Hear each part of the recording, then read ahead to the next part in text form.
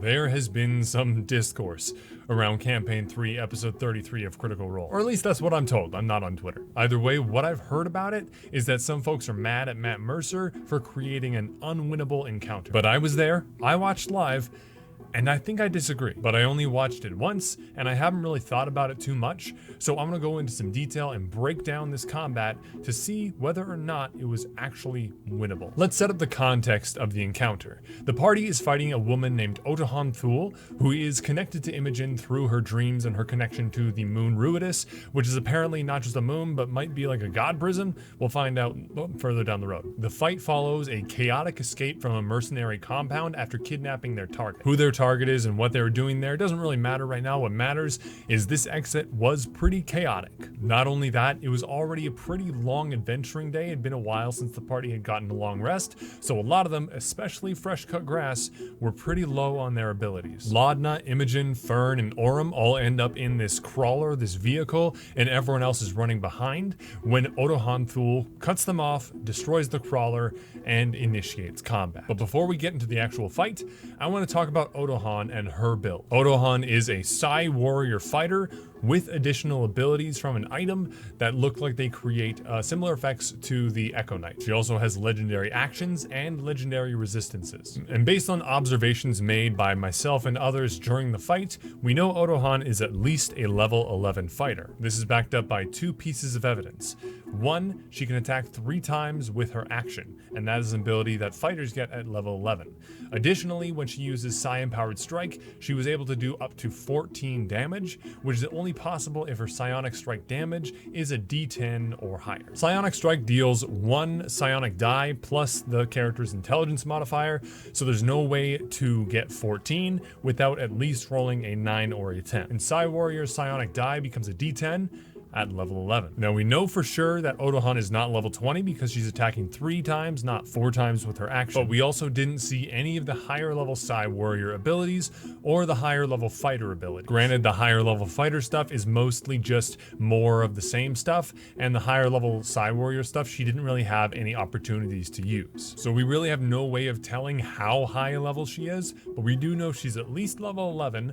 I would say probably 3 or 4 levels higher than that, so my guess is somewhere around level 13 or 14. So now we have some context around the encounter, and we know the enemy a little bit better. So the combat kicks off with not the best start. The party doesn't roll very good initiative. The highest is Orem at 17, which isn't bad, but what is bad is Otohan rolled higher. Before anyone has taken any actions, the party is already discussing running, which is a valid tactic at this point. They just saw this woman destroy a vehicle by herself. But the first thing Otohan does is charge Ashton, the barbarian, before he can rage, and attacks 3 to 4 times. This was a really smart move by Otohan, to be honest, because not only is attacking the barbarian before they can rage a really good idea, also this downed one of the party, and it totally ruins their plans of running. Because unless they want to leave Ashton behind, they now need to stay and commit to the fight, or just scatter and run away. It also causes the party to panic. The party sort of agrees to run,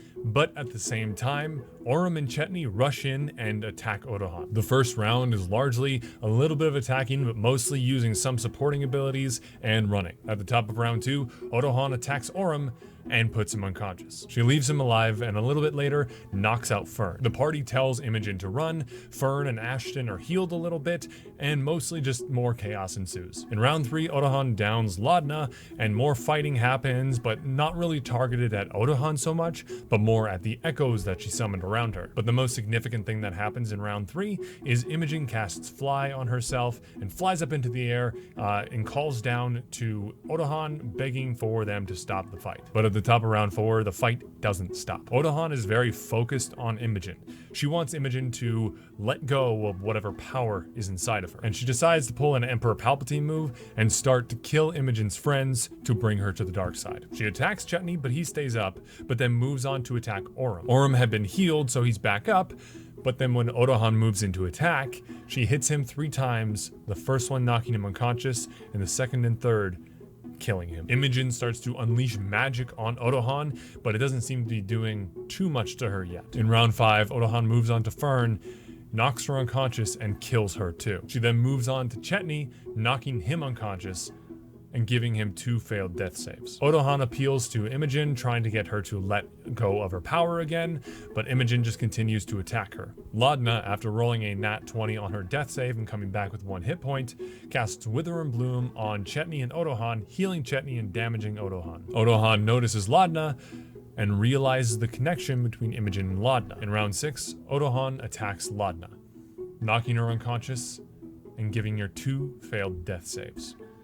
She then looks to Imogen again and tells her to give in. Imogen fights it, but she has to roll a wisdom saving throw, and she rolls a natural 1. Imogen involuntarily gives into her power and summons some kind of magical red storm filled with lightning that begins to swirl around the party and destroys the buildings around them, and then everything goes white and the episode ends. Otohan Thule is a killing machine, and this episode was a bloodbath. She was a legendary creature, was significantly higher level than the party, and also had basically an additional subclass. The way this fight went, I kinda can see where people got the idea that it was an impossible encounter, but even after diving into it and looking at all the rounds and all the actions and everything, I still don't think this was impossible. It was definitely a winnable encounter, but it was very, very difficult, and things just kind of went against the party's favor for a couple different reasons. One of those reasons is just straight up bad luck. Over the course of the fight, the party wasn't rolling super well, and Otohan going first did not do them any favors. They were also down a lot of resources, especially FCG, who is their only cleric. But even factoring those things in, I think that Bell's Hells had a genuine chance of winning until partway through the first round, because I kind of think they sealed their fate there. There was one main tactical mistake that cost them their victory, and that was the decision to scatter. While the party couldn't have known this at the time, scattering gave Otohan basically her favored terrain. She is extremely mobile. She has multiple different options for rushing around the battlefield, including dashing as a legendary action, her psi-empowered leap, and swapping places with her echoes. She also has really high single target damage, so she doesn't have the option of doing AoE. She has to target people one at a time and down them that way. So when the party found themselves spread out and alone, that gave Otohan every advantage she needed. Otohan was basically free to jump from target to target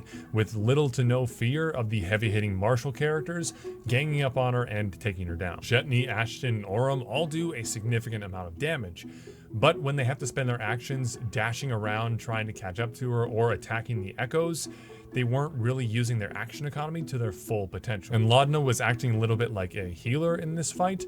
She was casting Wither and Bloom a lot, and while it's a really cool spell, she probably would have been doing way more damage if she was casting Eldritch Blast at Otohan. And Imogen, being a sorcerer, can do massive amounts of damage. We saw that at the end. She probably did more in like the last 2 or 3 turns by herself than the rest of the party did together. Now, I'm not trying to attack the cast of Critical Role for the decisions they made in the game. They were made in panic. I've made a lot of terrible tactical decisions in panic as well. And of course, hindsight is 2020. They couldn't have known that they are giving Otohan the exact terrain that she needed to win the fight. But all that said, I do want to talk about a strategy that I think would have worked to win them the fight. First off, no running, no scattering, everybody huddle up close to each other so every person can reach every other person. Her biggest advantage was being able to take people down without being surrounded, and also forcing the marshals to use their actions to attack the echoes or dash around the battlefield. And then everyone who can do significant damage just dishes out as much damage as they possibly can. The marshals got a marshal, the warlock and the sorcerer got a blast,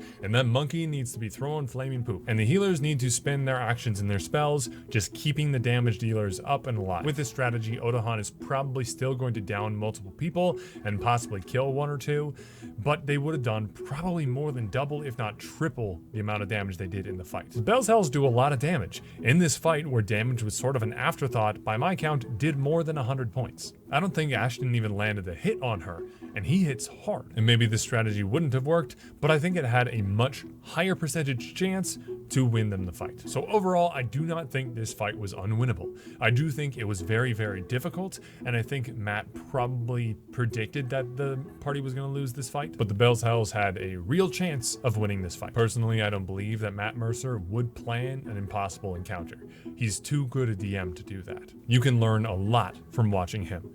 I know I did. So if you want to learn what I learned from him, click the video on your screen now. It's over there. And if you're still here, thank you so much for watching. I really, really appreciate you being here. And also, I would really appreciate if you gave a like and a comment and subscribe to my channel. Thanks for watching. Bye.